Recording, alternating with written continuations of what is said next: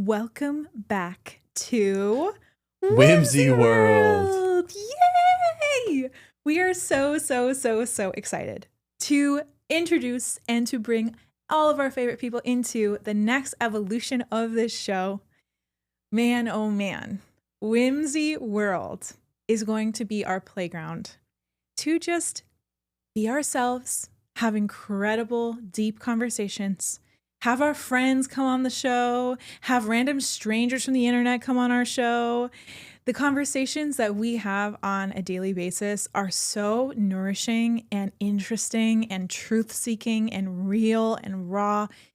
And we honestly just woke up one day and we're like, why don't we just talk about the things we always talk about? Like, we love, but that's only 10% of who we are. Yeah. Talking about relationship dynamics, talking about our own personal life, own personal journey. And that was a fantastic first, 40 plus episodes? Yes. Whatever 40. it was. And those were amazing. And those will always be up and always been Listen Before Love that will now be under the umbrella of Whimsy World because we have so much more of ourselves we want to express. And I am honestly, my favorite part about this, really sold me on this idea, is that the world gets to see my Barrington Suite fully unleashed. Because people think that you're a relationship and love expert, and yes, you are. But you're also an expert on everything else. So there's just one piece of the pie, of the best pie ever made. Oh, well, that was kind of a bar right there. You like that? You're gassing me up heavy. Favorite is sweet. That one was delicious. No. I'm just so excited because you and I are such multifaceted people, and it was unique because what kind of spurred this into actually happening is, I don't know about you, but I kind of felt like a block in talking about relationships more and more. Again, it's just like there's so much else going on in our life that we really wanted to share, but we only created this vehicle that we told ourselves can only be filled with relationship type content. But now that we have made it into a world, oh my gosh, like we've already seen, once we've made that switch, the amount we've already created on this channel and we will continue to create, it's just so exciting. It just feels like the obvious next evolution in our growth, in our expression, our creativity, and I'm so here for it. Oh my gosh. Yeah, it's so interesting, and we want to bring you guys into this transition because it kind of hit us by surprise a little bit. Like when we first created Listen Before Love, which was last September of 2024, it was because all day long, Cam and I were having these conversations about dating and relationships, and we were hosting the boardwalks here in Austin, and we were having all these conversations where, like, instead of just having conversations one-on-one with people like 100 times, why don't we just have a show where we talk about everything that we keep talking about in other places? And at the time, it felt really alive and really right for us to be and express in this format. And we always love talking about dating and relationships. It's one of those things that, as you know through our episodes, we can go hours at a time talking about these things because at the end of the day, everything comes back to relationships, to connection, to experiencing yourself through the eyes of another person. And there's a rich well of content and stories and insights and advice that we were happy to share. But we also realized through the process that there were parts of us that we weren't putting anywhere because we didn't really have a space to put them. And then over time, it was like that got bigger and bigger. Like, I feel like the pile of conversations that we're like, oh, well, this isn't about love or dating, so let's not talk about this on LBL. But then we'd be recording an episode and then it'd pop out because like I just had to talk about it. And what really blew my mind is that so many of our episodes where we just tuned into what we were going through were the ones that resonated the most deeply. The ones where we were dealing with ending relationships or ending friendships or setting boundaries. All of these things are, of course, related to connection, but they're not necessarily dating relationship advice. They're more just like life. And it just blew my mind, you know, as we continued on in the Listen Before Love journey, the people who were resonating so deeply with what we had to say. But we also recognize that like we go really deep on this stuff, like way deeper than I've ever heard anybody else go on a relationship podcast. Usually hear the same greatest hits on dating and relationship podcasts. God knows I listened to a ton of them when I was still single and even now today. And you hear the same themes coming up over and over and over again, the same conventional advice. And we were going to layers on this stuff. I'm just like, people would tell us, thank you for recording that episode. I had to listen to it 6 times to comprehend what you were saying because it just Mars rover the living heck out of every relationship situation. And we understand, you know, if you're getting into a dating relationship podcast, you may not expect what you find here. We're a little bit unique. We're a little weird. We're a little different. We're 2 aliens trying to make sense of this planet. We're a strong dose. Let's put it that way. Strong Whatever we are a dose. dose of, we are a strong one of it. Ooh. And some people think that's as craziness, and some people think that's genius. Whatever you think it is, You're right. you're right. Literally, whatever you think we are, you're right. Yeah.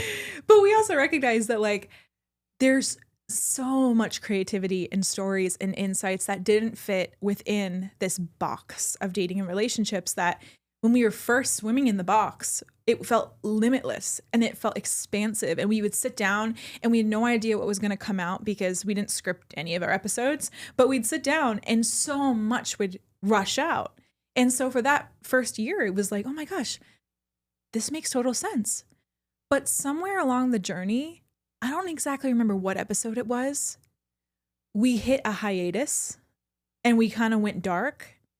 And I noticed just within my own life that anytime I can't find the energy for something that I've been doing consistently, something needs to change.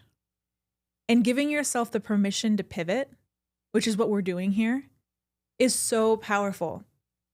We were just talking about this idea of half-heartedness, this idea that if you don't commit fully in a devotional way with your entire being to a project, to something you're doing, to your life's work, to a relationship, you're living a half-life. You're 1 foot in, 1 foot out. And I think it got to the point with the show because we had talked about everything we found exciting. And then it got to a point where we're like, oh, well, we already talked about that. And someone would send in a question and be like, oh, that's amazing. We already talked about that. And it's like when there was a lack of freshness and newness, we started to feel 1 foot in, 1 foot out. And that reflected in our excitement to even sit down and record. And that's why we had these little hiatuses. So I don't know if you want to share your experience on that, baby, but I think that was a huge lesson for us. And maybe someone out there needs to hear that, like, it's okay to pivot. And if you've been doing something for a while, it's okay to let it go or transform it into something new. Most definitely. It felt like, I mean, this was all meant to happen. And this is such a valuable lesson for us in terms of every aspect of our life when it comes to the content we put out, when it comes to our businesses, when it comes to our personal life, when we put our energy. What we were doing is creating all these rules for ourselves of like, this channel is for a particular type of content. This channel is for love and relationships. And in that love and relationships channel or container, we're not going to be talking just about whatever we want or even to each other. We're going to be talking about as if we are an expert looking directly at the camera, which is like a complete different feel. Like we're trying to be teachers to someone. Right. We had this kind of mode that we shifted into because that's what we've seen other people do. And we also made this rule of, well, we don't want to talk about that topic again because we already did. But I look around at other people and I'm like, wait, most people only have like the really big influencers. They have like 3 ideas that they just stand by for 40 years. That's their entire career. And they write multiple books and the exact same idea, just said in different ways. Like all these different things, they just repeat over and over again. And we struggle saying the same thing more than once. We're like, I've already said it, I've already done it, I'm done. And so I'm like, wait, why? I've already said it. There's so many things that we put ourselves, and also, this is a big one, we diversified everything we were doing. And so, you know, there was my personal channel, your personal channel. We were doing a Great Morning channel for the Great Morning community that we had going forward. We had Listen Before Love. We had all these different like business ventures, and all of which worked, all of which were doing relatively well. That being said, what we've realized recently is we just got to consolidate everything. Mm-hmm. Let's put it all under one thing and let's get rid of all the rules. Yeah. So let's create this system that we know, other than, because it is, or I've heard in the past, I don't like to believe this myself, but I've heard in the past that it can be quite difficult to grow online. And so diversifying it into half a dozen buckets, putting our energy in half a dozen ways, if not a dozen different forms, and expecting them to grow, all to be massive successes at the exact same time doesn't make any sense. Mm-hmm. And so might as well put everything under one, because if someone wants to hear relationship things, this was also a limiting belief and rule we had. The people who want to hear relationship talk doesn't want to hear about the other things going on in your life or what is potentially going on the business end or whatever it may be. We thought that people only subscribe for the idea, for the topic, but they're not. They're subscribed for us. They enjoy us, and we would more likely enjoy them. So creating a container where they can explore more of our unique expression in all the many ways we want to, whatever feels right for us, there's a very good chance they're also going to like it. And thankfully, they don't have to watch everything. If they only want to watch relationship stuff, they can only click on the relationship stuff. Most people don't watch every single video from their favorite creator. They watch the ones that appeal to them. And so we had so many rules that put us in boxes in terms of business, in terms of content, in terms of our personal lives. And we're just like, what if we just say F all the rules? And what if we create just a really simple, all-encompassing platform that allows for people to connect with us? And so that's what we're doing. And it's so cool because I'm just really, like I said in the beginning, I am so excited to see my Bayerton Sweet, my Alberto, I got a million names, but you just fully unleashed. Aww. Like you are so much more than just a relationship expert. I genuinely feel, and I've said this multiple times, it's like you have everything necessary to become our generation's Oprah. And with today's technology, with your diversity in what you know and what you're great at, oh my gosh, like we can't even compare you to Oprah. I genuinely feel that. Like you are going to be on a complete different realm. And so creating a platform, a channel, and businesses that promote you to fully express yourself, that make you feel more alive and not like you have to do something or should do something or need to do something, but that allows you to be more you for others to see to whatever level you so please. That has been so fulfilling for me. And this is what feels like a huge unlock, because now with the Whimsy World, you can talk about whatever is on your mind. And let me tell you, I hang out with you all day. There are a million things on your mind at all given times. And I love it. And I can't wait for other people to love it too. Are you serious? Yes, actually. That was so amazing. You serious? I love you so much. I love you. Can I hold your hand? Of course. I love you. One thing I also want to add, and this is a huge shift for us because so many people online, what makes us love them, what I've loved most about their creators, is they're able to share the deep things that are going on in their life. But oftentimes they do it from past tense. They do it from like, yeah, I was in a deep depression a few years ago, or this was happening in my relationship a few years ago, or a few months ago, whatever it is. And that's all perfect in a world where everyone's so afraid to let the world see who they are. That was fantastic and will continue to be fantastic. But what we've realized is the most real, raw conversations are always talking about what we're currently experiencing in the present moment. And that's what people resonate with the most. They can feel our present feelings. We're not just trying to reenact feelings we had in the past. It's more of our current expression. It is our full current expression. And that's what I feel like humans are missing right now. Seeing other humans be human. We've really been lacking that for the past few hundred years, past few thousand years. And I'm really excited for us to embark on a chapter where we share a lot of our lives as authentically as they are, and for whatever extent we want for the world to see. And as we've seen already, that is what people resonate with the most. And that's what honestly allows us to not have to feel like we need to perform. All those little modalities caused us to perform and be a certain way and look a certain way and act a certain way. But now, stripping all the rules, we can just come on here and either talk about our deepest, darkest secrets or fart jokes all day. And it's all perfect because it's just us living and being and inviting people into our living room as we do so. And so I'm just so excited for it. It's this next chapter. It feels like the big one. It feels like a lot is rumbling. A lot of momentum is happening in so many different aspects. And I'm just beyond excited. I love that. It's so true what you were saying about, I think one of the big lessons we learned over this last year was the importance of knowing where your energy is going.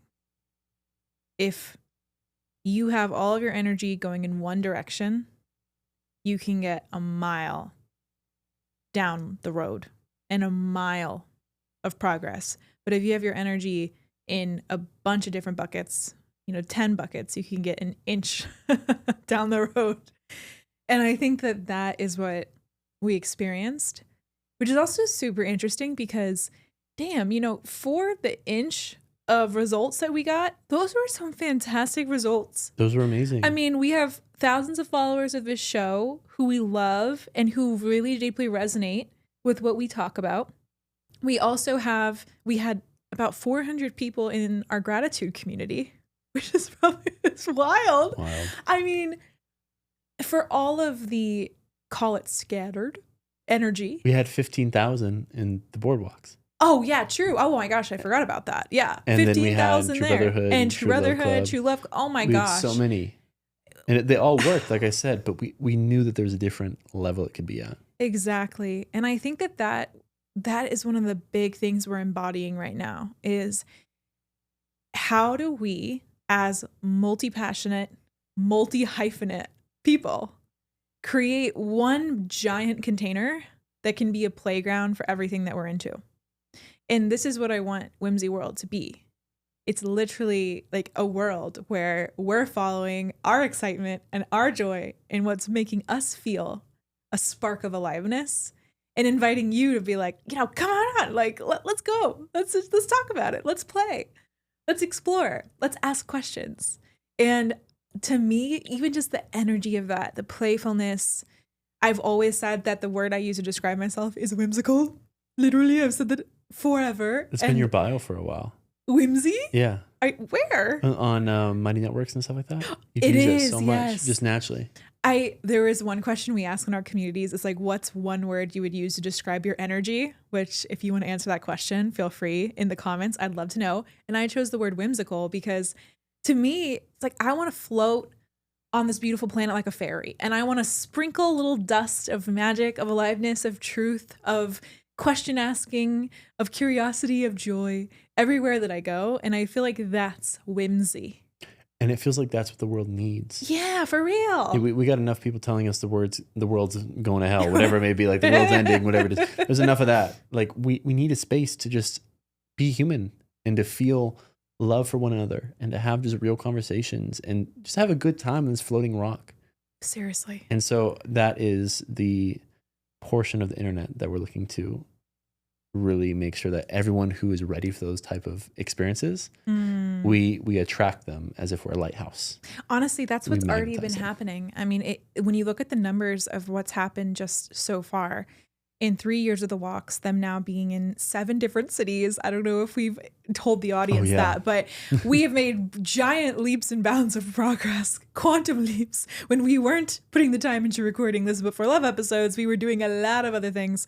But if you're in New York City, London, Austin, Denver, Columbus, Ohio, Boone, North Carolina, and what am I missing? Virginia? Not live yet. There's a few in the chamber, to say the least. Oh, San Francisco. How could I forget about San Francisco? If you're in any of Virginia, Got a few in Africa coming. We got a few everywhere. Oh, Canada, Africa. India. Give it time. Yeah, give a few weeks. Let us cook. Let us cook. We've been busy. We've been cooking. Yeah. We've been in the kitchen. Let's just cook.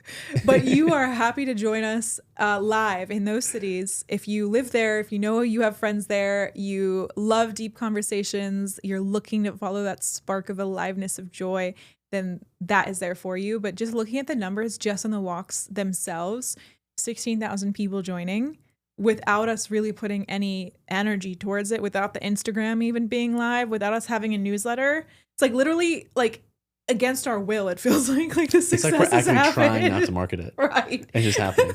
And we're like, no. Now that we've consolidated everything and made it super simple and we Yeah. know what it is we want to be doing and where our energy goes, we now have the space again to actually do right by these things and market them. Let the world know they exist.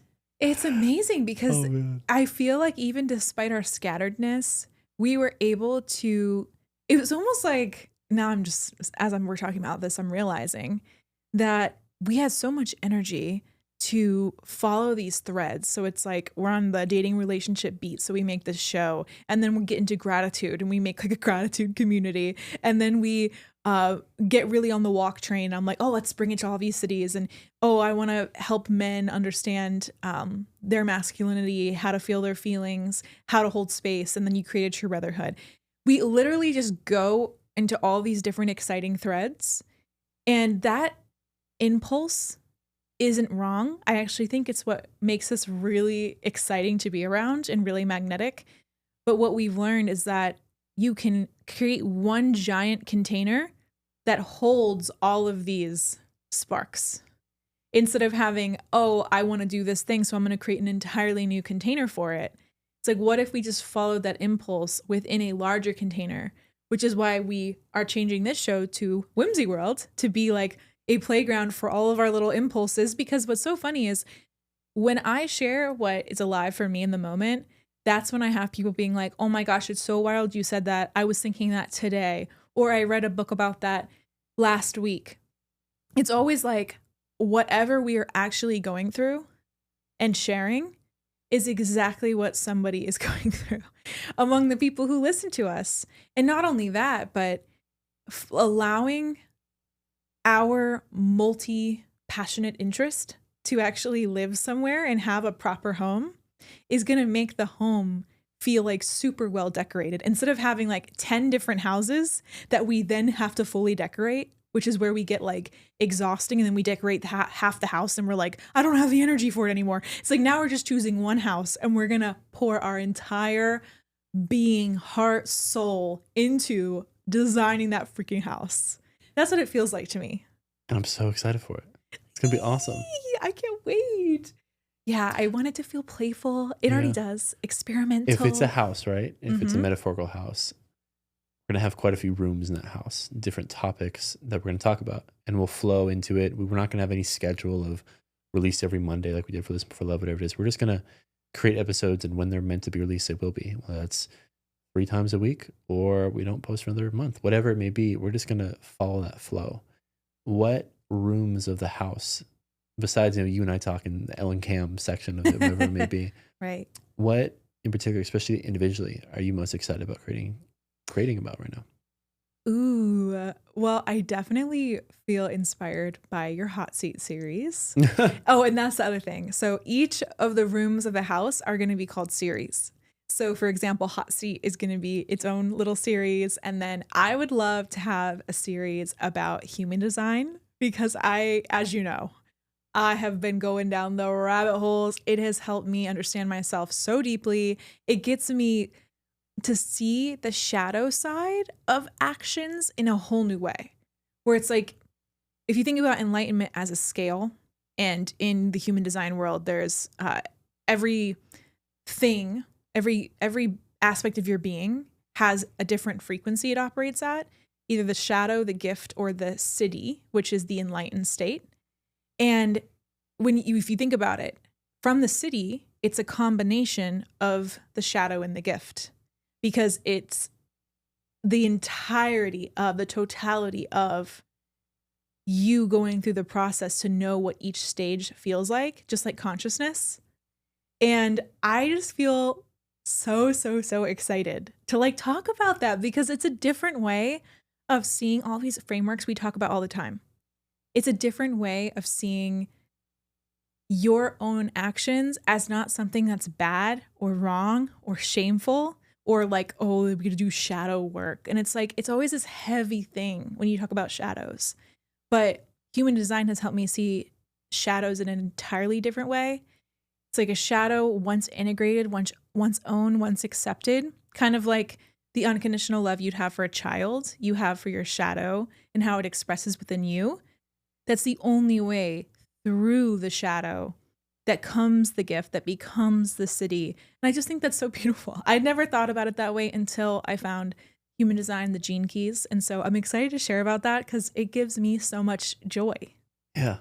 It feels like it's a fantastic tool to make the unconscious behavior conscious. Yeah. It's like you're bringing awareness to what parts of you are the coming from nature and nurture, that age-old question.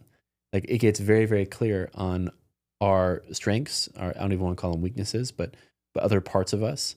And that is decided almost at birth, it feels. And a lot more than we can ever imagine of our personality, of our body and how it functions comes from that, from nature. And then also understanding what parts come from nurture. But once you're aware of both parts, that allows for you to utilize your life in a way that actually serves you. You're not fighting upstream anymore. Yeah. You understand what it takes to live a good life because you're reading your chart, you're reading what makes you unique and what makes you you. So I'm so fascinated by how fascinated you are about it because I'm getting all the results where you just like, you know, I'm in the kitchen cooking and she has like a book open. It's like, okay, you're this, and if you eat like this will serve you. You got to take naps midday though because your energy's like that. Has it been accurate? Everything you said has been dead on. And I've always been a pretty major skeptic on most things.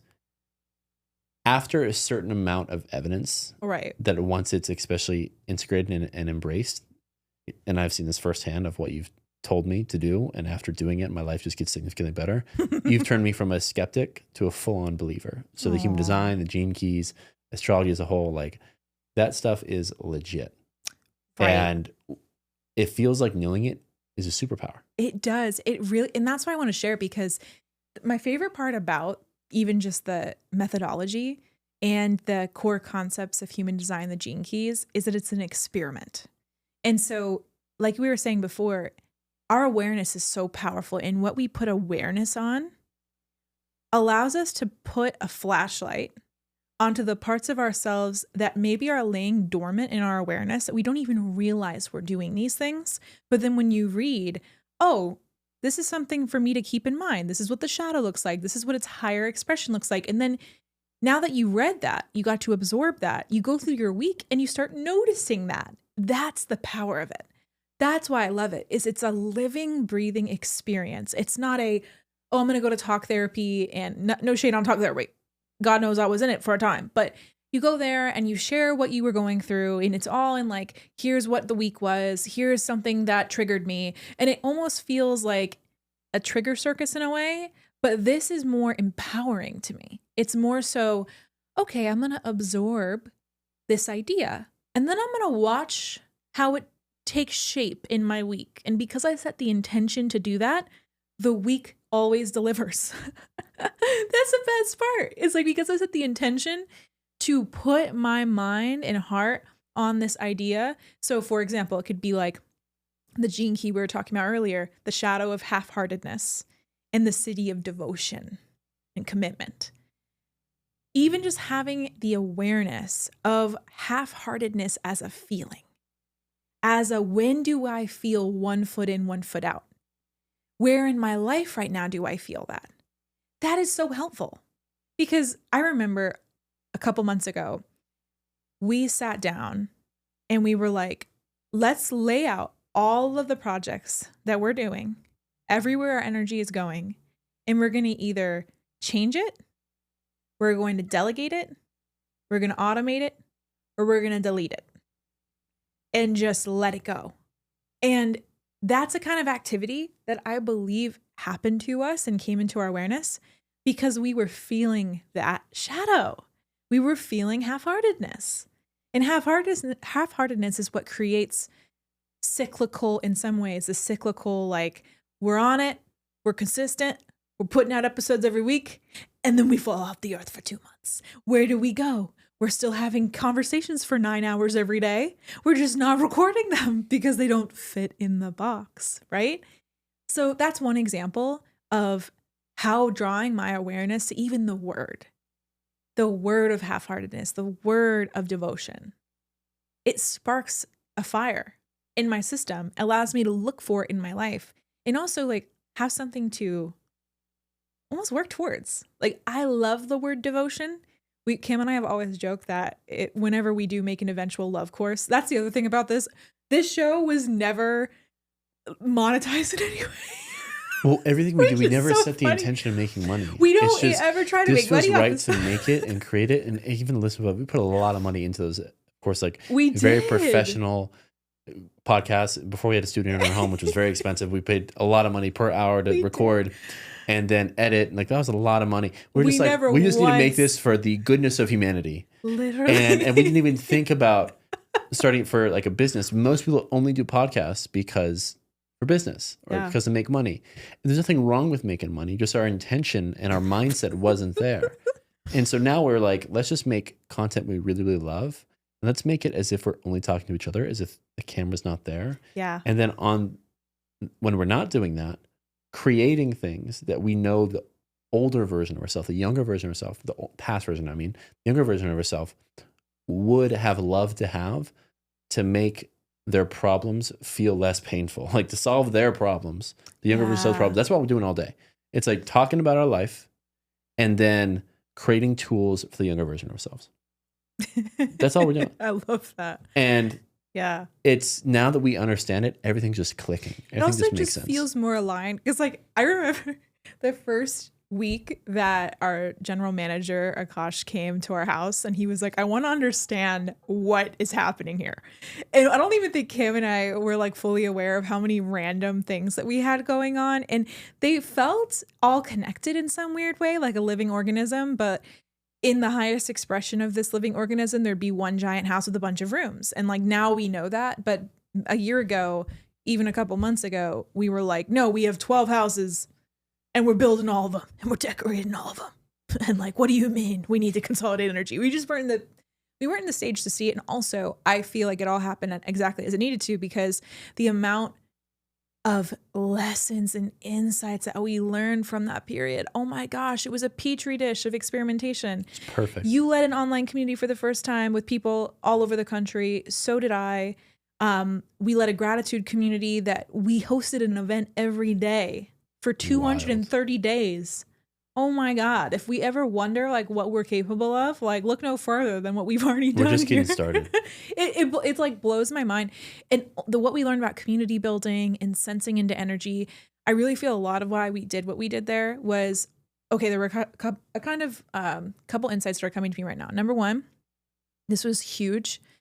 I think we had to really like see with our eyes and our whole freaking beings that even though we could be coaches, we are not seen as coaches.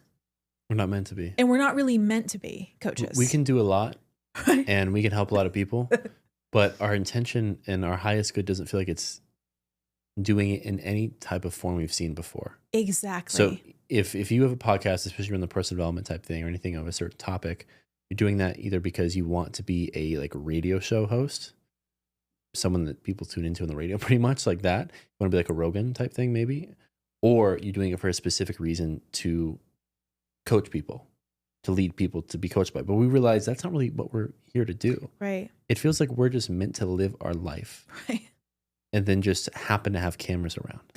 Right. That really feels like it. And I think it will evolve to legit us live streaming, like vlogging almost. You are so thrilled about this blog night. It's going to happen. It's going to happen. I just feel like it's meant to. I've always felt that like for a decade. I just know like that's kind of where it's going to be. Mm-hmm. But we're just meant to live our lives. We're not meant to be teachers by any means. Right. We're just meant to vibe and let people vibe with us. Yeah. And I think that was one of the big lessons, because we were taking in signals and we talked about this in prior episodes, but taking in signals of, oh, we have thousands of people DMing us and physically traveling across the world to attend our walk in Austin, running down to chase us at this event to ask us questions. What is happening? And I think we both put the word coach on it because from our perspective, that's what we were doing. We were guiding people. We were being asked questions and we had answers that they put into practice in their lives. And then they were like, holy crap, this worked. Thank you so much. Like this one small comment completely changed everything for me. And when we looked out into the world, we were like, oh, okay, well, A plus B equals C. And C was if people are coming up to us, asking us questions, wanting our advice, magnetizing to us from all different places to hear our perspective on things, I guess this means that we're coaches. And I think learning that lesson is so valuable. It was worth its weight in gold because if we hadn't gone down the road we did over the last year, and of course you had, the one-on-one clients and we had the communities and we had different containers, but I really feel like if we hadn't put so much, call it pursuit in seeing if coaching like had legs, we wouldn't have been able to find out that it actually isn't our highest expression. Yeah. And that some people are put on the earth to do that, but that's just one small part of what we do. It's not the whole enchilada. And I don't even really want one-on-one clients. Yeah, and it's like 100%. It's not our high, we don't even enjoy it that much. But yeah, exactly. Like I get a lot of fulfillment, especially after the sessions, and I'll probably do it to some extent always for very particular. I'm not really going to market it, but very particular people just find me, and then it just feels right, and we'll make it happen. But we're not meant to be that. Right. But also, what are we? Like, we can't even put a name on it. We're not teachers. We're not a coach. We're not like, I guess we're not like a media personality, maybe. I don't even know what we are. I mean, we like to write. We like to take walks in nature. We like to talk about human design. We like to run businesses. We like to what are we? Well, you like to coach in public, which is why you have hot seat. So yeah, hot seat. I want you to talk about it because your idea. Oh, okay. So Cam and I go back and forth on this thing of like Cam loves coaching a particular kind of person, someone who's a high achiever, somebody who's kind of on the like edge of once they figured out pretty much all of life for themselves, like they're excelling in their job or career, they've reached the pinnacle of the external. Mm-hmm. They have all the material things that they want, or they're very close to that. And then they realize something is missing. That's where I come in. Right. That's what I do. Exactly. So Cam really enjoys coaching that specific kind of person, but he had one-on-one clients and then just found like, having a weekly touch point for 3 months and some days, like not feeling it, it disrupts your flow. He'd rather be creating. And also, why can't we have a completely different model of coaching where it's not like a weekly structured container and it's just like, reach out to me when it feels right. And like, there was just a lot of, I feel, tension with what traditional coaching and what it currently looks like is and how it fit into my life and your life. But you love it when you have a session and you really are able to cause a shift or a breakthrough in someone and just raise them from the situation on the ground to a bird's eye view. It's like enlightenment for you. Like it really feels like you get off those calls and you're on cloud 9. Definitely when I'm most alive. Yeah, and you love the activity of it. But it was more so like if Cam had the ability to have a whole day of coaching meetings back to back to back and be paid for that, I think you would love that. Yeah. Maybe half a day. Yeah. It does take a lot of energy. It takes a lot of energy. Yeah, you probably need But also like I need something that isn't working in something. Because that's great. But I'll only be able to impact a dozen, maybe a few dozen people in that model. That's really the big problem for me. I'm like, I am meant to do more for more people. Right. And so that's why we're building like these huge communities with these huge platforms where millions of people with the exact same amount of time, the 1 hour, 2 hours, 3 hours, whatever it is, it can impact so many more other people. So I love it, but just the equation and formula in my head of it resulting in what this energy can be used for just didn't work over time. Until we came up with the idea of turning it into a podcast series. Because I was like, well, the thing that's kind of stopping both of us, honestly, from doing a lot of one-on-one work is that it's so much energy being poured into one person. And then whatever happens in that room stays in that room and stays in that person, which is really beautiful. And like, bless the people who do one-on-one work because it is so important. But I think Cam and I have always had this feeling that we're meant to be contagious. You know, we're meant to do something once and have it be potentially seen by millions of people. And that is what we want to evolve these containers into, which is why when Cam started the hot seat series, which the whole idea is like you get into the hot seat and you bring up something that you're going through right now. And right now we're doing it with Akaash, who's also our general manager, which is really funny. But we are also open for anybody who resonates and wants to be in the hot seat and feels comfortable enough with that episode being shared for the good of all. Because truly it's such a service to be in an episode of Hot Seat. And I put myself in the hot seat constantly. We actually just recorded an episode where I sat down and was like, you're going to like this one. I want you to cook on me. And, you know, I love being cooked on. So I'll probably go on hot seat too. I mean, hey, when I have a block, I have no problem going on hot seat. Are you serious? You can absolutely. Can I get that in writing? You cook on me every day. What makes you think I wouldn't do it? I've done you right before this. Yeah, what the heck? Yeah. You literally every day I get something from Chef Cam. And so you're thinking I'm just going to be like, oh, no, but not hot seat. I think I've cried on like 5 people's podcasts. I've like bursted into tears multiple. Like, what else is? Come on. Do your worst. I mean, I can't see how I could even, like, what is there more to share on my end? Yeah, good point. I'm the most open being ever. But anywho, that's hot seat. And if you're listening to this and you're like, oh my gosh, I feel like I need to do that. Because you'll know. It'll be a soul call. And for now, it's completely free. As long as you like want, as long as you're willing to go there, and there'll be some type of verification process to make sure, if I don't know you personally, that you are the type of person that has the caliber to go to that depth and be okay with it and being be shared. okay with it being shared online. Right. If you're ready, then yeah. And then whatever they're going through, relationships, just interpersonal struggles, whatever it is, I'll walk them through it. Well, do you want to tell people about what they've been so far? So the first one was it started talking about getting triggered on Twitter. And then it moved into kind of the stress that comes with being a high achiever and being in a household where you're expected to like get straight A's and go be a doctor and have all these things. And then it ended with him saying, I feel like I'm going to float away, which is pretty amazing. And then the second one, it's not out yet, but you want to give a little teaser? Just all about why most men in particular have a problem going out to women. Ooh. Like what the real reason is. Ooh. And it's not what you think.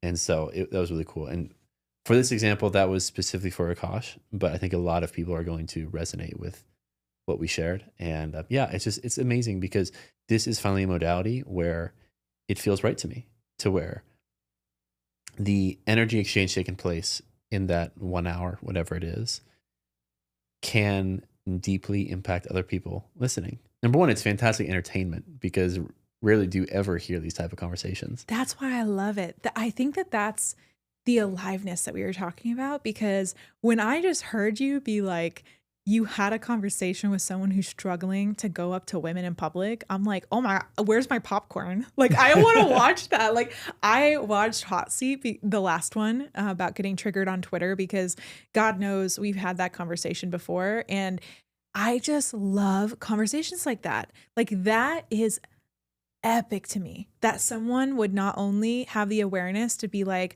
I'm struggling to go up to women, but then be willing to talk about it publicly is so freaking cool. And by the way, I just gotta say, you know, some foreshadowing. I feel like Akaash is going to be rewarded with these hot seat episodes by finding his wife. He's gonna find his That's wife? what I'm just saying. I'm just saying. You think Whimsy World is going to magnetize his wife? I honestly feel if anything could do, it'd be Whimsy World, because Akaash is such a catch and such a great guy. And he is so devoted to uncovering all the stones that we talk about all the time, like going there and he deserves it. And I really feel like if I were Akaash's wife and I was floating around in the ether and I saw episodes that was like, I'm afraid to go up to women. Oh, sorry. I'd be like, oh my gosh, this is my kind of guy. Like, I would honestly love that. Because the level of authenticity and vulnerability he has? Or what in particular about that would you love? Honestly, I think it's super brave. I think that it's just kind of badass to have transcended the insecurity of, hey, I have a really hard time going up to women. I'm going to talk about it. I'm willing to put myself in the fire for the good of the public, because so many men that we know have the same thing and we talk to them about it. But if we were to say, hey, do you want to go talk about this on a podcast? They'd shrivel up in a second. And I just think it's so cool that he is willing to put himself out there. It really shows me, like, if I were his wife floating around, I'd be like, wow, that's different. That's a leader. That's a leader. That's somebody who's leading from the front and who's owning where they're at and not afraid. They are not afraid to share it. They have no shame. And like, that is an addicting frequency to be around. Somebody who just owns their experience.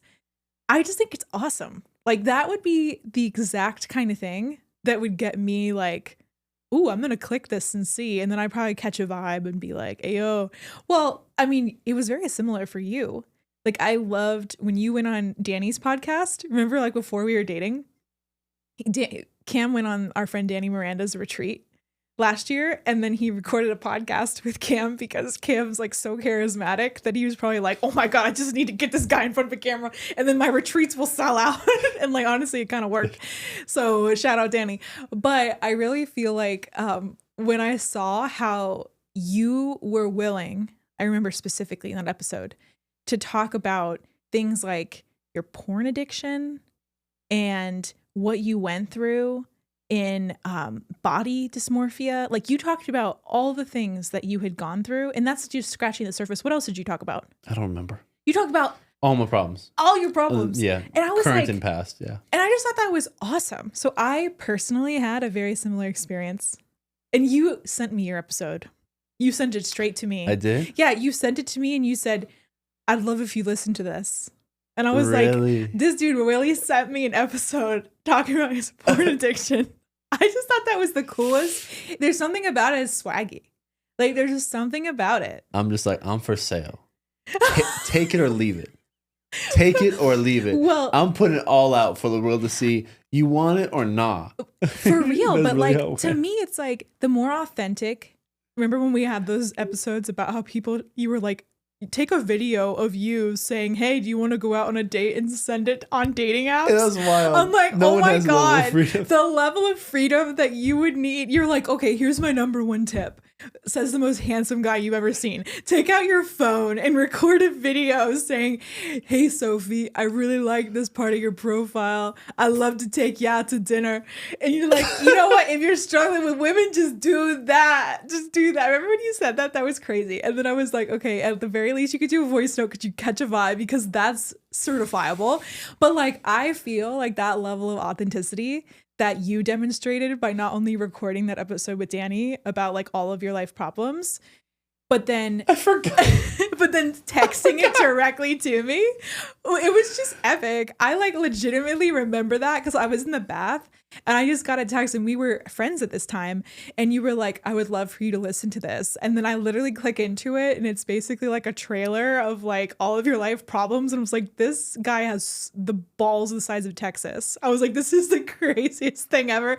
But I loved it because the reality is, and by the way, this happened in the reverse because you watched my meditation diaries, which were so chaotic and unhinged. And so it works because the more authentic that you are in your content, the more someone can actually feel you. And then you're rewarded with your level of authenticity with your person in so many different ways too. But like, I truly feel, I'm calling it that Akaash's wife will watch this series. I agree. Eventually. I don't know when, because it may happen before they meet. It'll definitely happen after they meet. They'll be sending it to her. Or they'll meet and then she'll be sending. I'm like, hey, yo. Yeah, hey, yo. airdrop. I'll go on where he's on a date and just airdrop it to, hey, is this you? Oh, no, but for real, I feel like it's going to be one of those situations that when the time is right and the stars are aligned, you will either meet a woman who then looks into him and finds them. And oh my God, what a gold mine. Like it would be how I felt when you proactively sent me your episode. And then I remember I looked at your YouTube channel and it was like you and Bali talking about all the things we talk about now. And I was like, this dude really been on that beat. I've been staying on that business of unconditionally love yourself for a minute. Literally. Yeah, facts. You've been I forgot that existed. On business. I'm just like, I go to his YouTube channel and it's all these videos of him just like in his Bali shack. That was very nice, but you know, for illustrative purposes. And then he's just like, what is unconditional love? I'm like, this dude has been on this wave. So anyway, I just feel like that's going to happen for our boy and I'm excited. I think so too. I think it's going to happen for so many people. Honestly, if you go on a hot seat, it might up your chances. For real. I mean, what's the current audience? Honestly, women and men that high caliber. And some of them are going to be single. I gotta say, the people who listen to this show are so high caliber. And it amazes me. Like a couple of weeks ago, just like out of the clear blue sky, because I thought it was just like needed to happen. And then you told me to do it. And I was like, okay. I tweeted something called like Elle's Receiving Fund because I was like, I have a block with receiving. And so if anyone wants to donate money, if anything I've ever created moves you, here's a link. And then I remember this guy who I had like literally never seen his name before was like, I love the Listen Before Love episodes, so much value. And he donated $50. And I was like, the fact that I don't even know who you are. And then I click his profile and it's like in venture capital, like super like obviously successful guy. And I'm like, what the fuck? Like it just made me laugh because the quality of people who listen to this show it's so high. It's so qualified because if you're able to hang in with our conversations, you got a lot of space.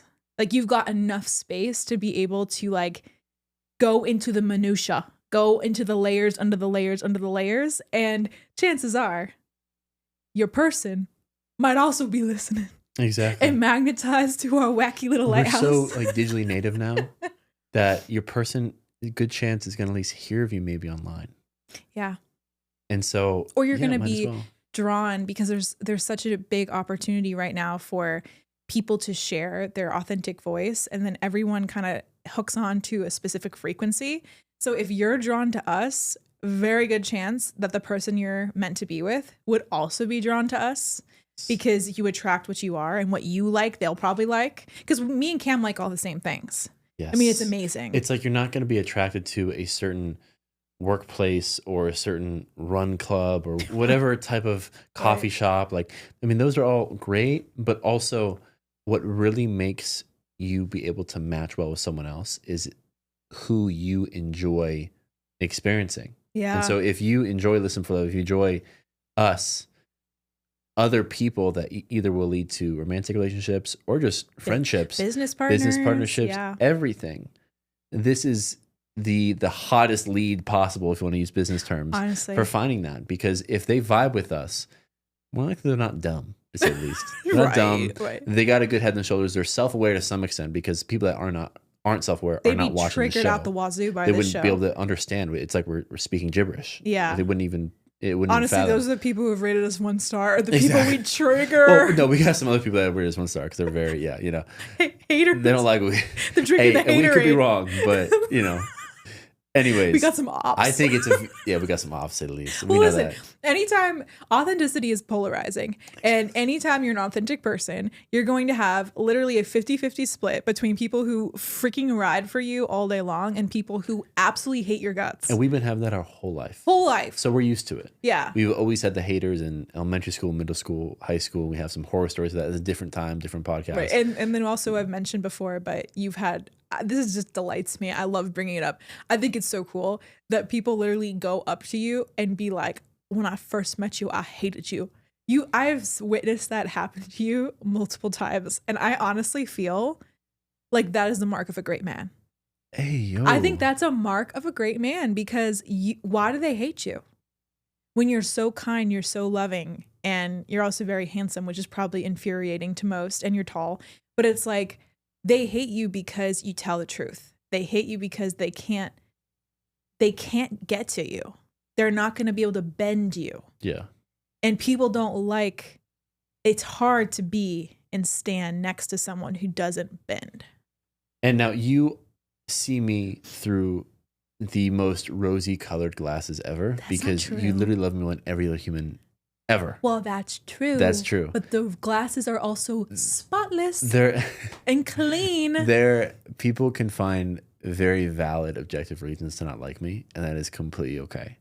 All I know is that, yes, she had her fists up as he.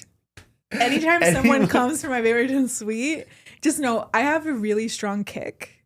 I played soccer growing up. You will either catch this foot or you'll catch these two babies. These two hands. Haymaker right to the chin. Okay. She doesn't like the idea that someone doesn't like me on this planet. I think it's absurd. I honestly think anybody who hates you is like seriously disturbed. I'm easy to love and easy to hate, and both sides have valid reasons. And that's completely okay. I'll accept it, but the hands are still up. The hands are still up because it's just, you're the most loving love bug in the whole world. And like that, you're so loving and caring and thoughtful. And we were just talking about this morning, like the person that you were from day one is the person who you are a year and a half later. And you've only gotten better and better and better. And it's just like, when I met you, I remember distinctly feeling like, I told you this morning, like, I wish everyone was like you. Like, you are like a peak human because you say what you mean. You always follow through on your commitments in a very devotional, loving way.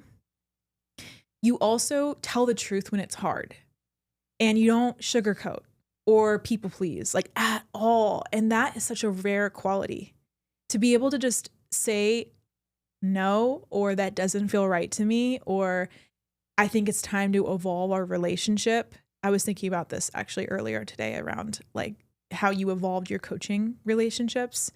You just like flat out said that, and we're like, this is my truth. And I think that's so cool. I think especially because I've struggled to kind of own the truth of how I feel, and I kind of skirt around the reason, or I come up with a kind of palatable reason that won't hurt someone's feelings. You just don't do that. And I think that is so awesome. And I wish more people were like that. Like, I wish more people felt safe enough in their bodies and being to be as direct and honest as you are. Yeah, well, thank you. I appreciate that. Well, you know it too. I also told you the same thing this morning. And I really do believe that. Like, you get to a point where you audit yourself in everything you do. Yeah. And not necessarily, people do that just in general, but they do it through a very judgmental lens of like they try to find everything that's wrong with them. Yeah. And it takes time to really just observe yourself as opposed to judge yourself. And I feel really, really good with who I am today. Like, I feel fantastic with it. That being said, everything that I'm now great at, I was once very bad at. So following through. Really? Yeah, I would say so. Most definitely. Telling the truth?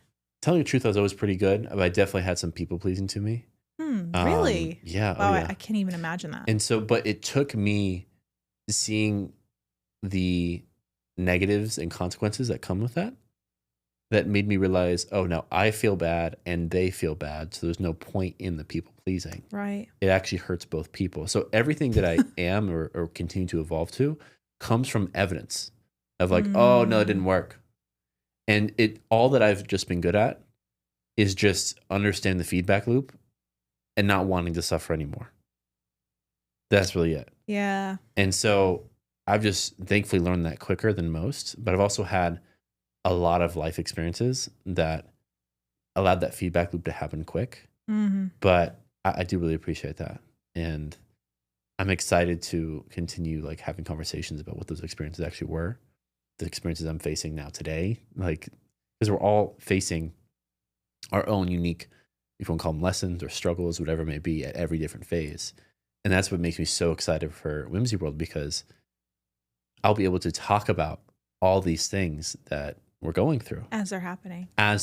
Right. And so as I experience them and share them, other people can learn them through me.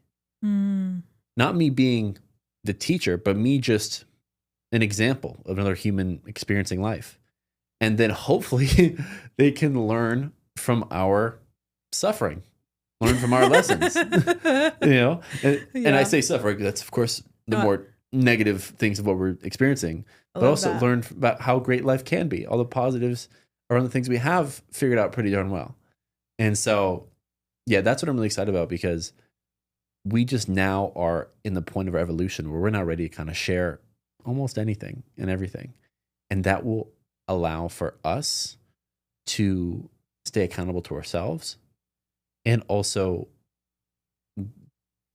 be of service to the people that we love the most, the people that we know that are watching this, that are near and dear to our hearts, that know us personally, and then the many, many others that we don't know. It could deeply impact their life if they so choose to click on that episode, and if they so choose to take that lesson to heart, whatever it may be. So it's just a different way of sharing and expressing and creating that is just going to be more and more real, more and more raw, and that's going to happen at every level. We're going to talk about the present moment. We're not going to hold back. We're not going to be talking to the camera. We're going to be talking to each other as if the cameras aren't there.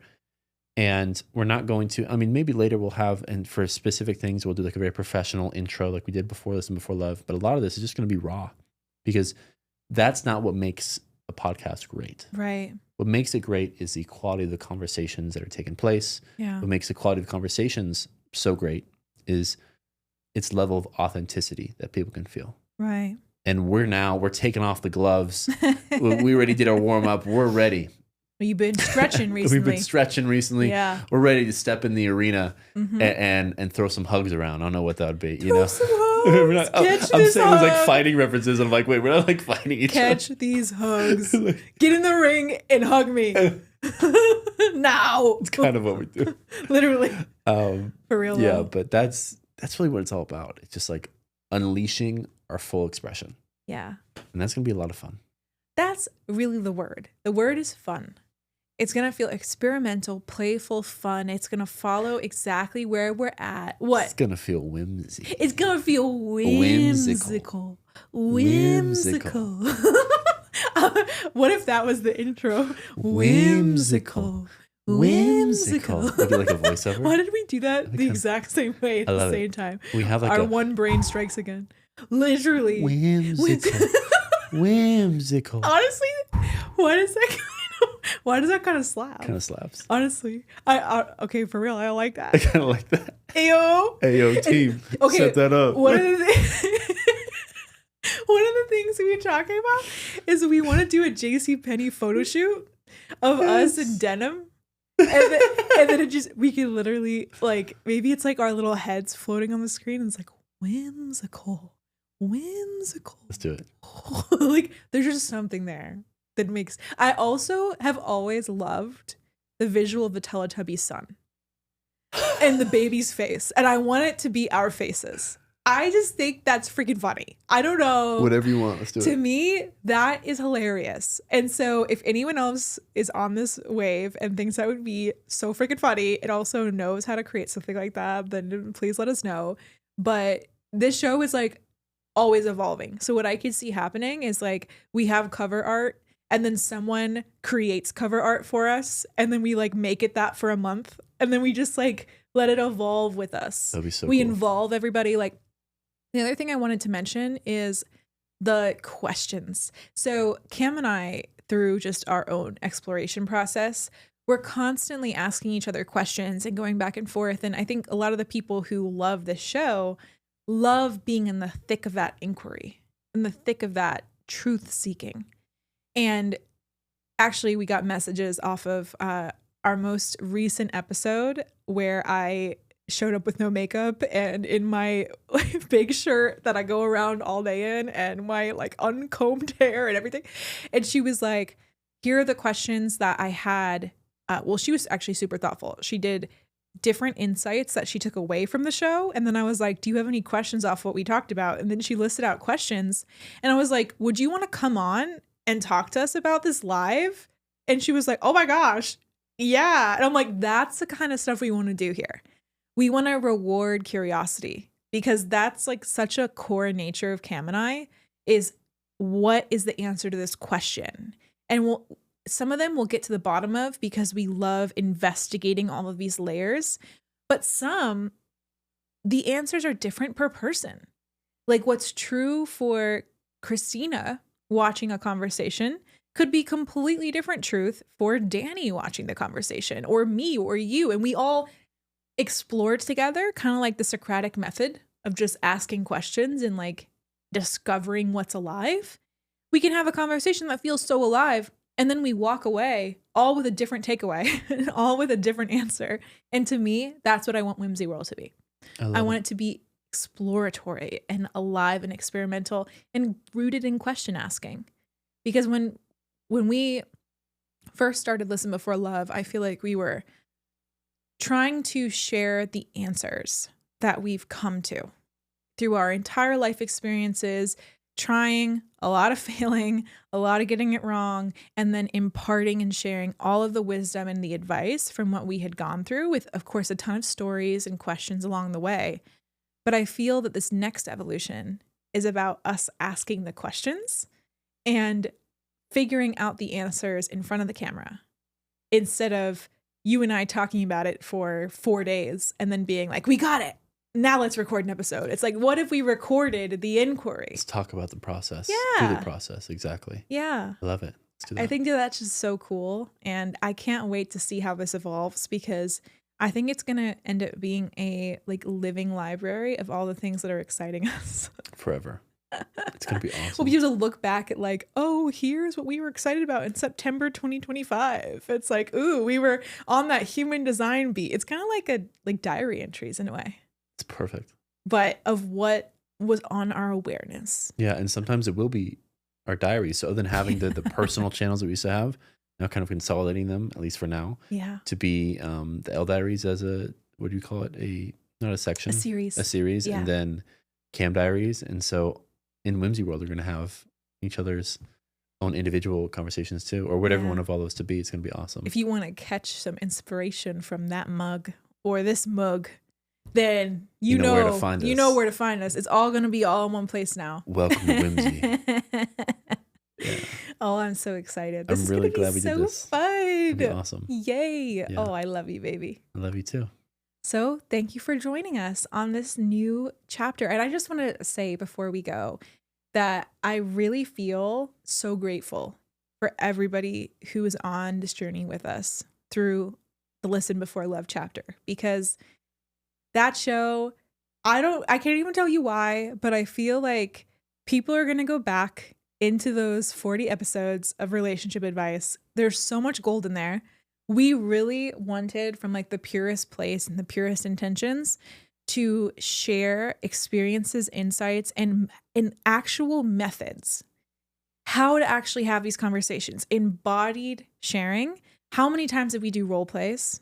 How many times did we just go into it in the moment and come up with like formatted things on the spot? I mean, the amount of value and dense love and care and kind of like the desire to share everything that we've learned so that somebody going through all those episodes would have like a start here guide for love. Now, of course, you know, we were talking in a pretty advanced way, which we didn't really realize we were doing until we were a couple episodes in. We're like, damn, people are telling us that they have to remind this 5 times. So can we like chill? Oh no, we can't chill. Okay, let's just keep going. So that's why I feel so proud of the show. I love what we were able to do. I love the like fact that we never even monetized the show in any way, shape, or form. Didn't even have a newsletter link. Like literally didn't even collect a contact. Ayo. But like, I love that. That's so us. We just had so much about dating and relationships we wanted to share that we were like, we are going to invest thousands of dollars into the show. And you know what? It's going to pay off somehow, because that's just how it works. I don't know how in this very moment. It already has. But it already has, because people have enjoyed it so much and have gotten so much value and insight that they've taken and experimented with and played with in their relationships. Even if it just like I know there are people who like got back on dating apps because of the show, and then they found their partner, and it just makes me so happy that the show has had such a big impact on people, or they've ended relationships. LOL. It's so amazing. And I'm just so grateful. I really hope that you can feel like our heart and our care when we sit in these chairs and we talk about literally anything. But the Listen Before Love chapter was so special. And it was perfect. And the so love grateful. chapter isn't done. You know, we'll continue to Just sprinkle that in Yeah. to whatever level we want it to be. And so if we have a relationship topic we want to hop on and talk about, we'll do that. And then we'll put it under the same Listen Before Love series. And we're good to go there. Or whatever we decide to do it in. Oh, I love But that. yeah, we're not done with love. It's just we're now doing the other, also showing the other 80% of what we're capable of. So it's all perfect. I love that so much. Yeah. Oh, Thank y'all for watching today. Welcome to the new chapter. Welcome to Whimsy World. welcome to Whimsy World. Whimsical. Whimsical. Whimsical. Whimsical. that one was like Wait, a say bad. it together. Say it together. Ready? Whimsical. Whimsical. I love it. Love y'all. Love Thanks you for watching. See you guys. soon. Have a great week. Bye-bye. Give me a kiss, eh? Love you. Whimsical. Whimsical.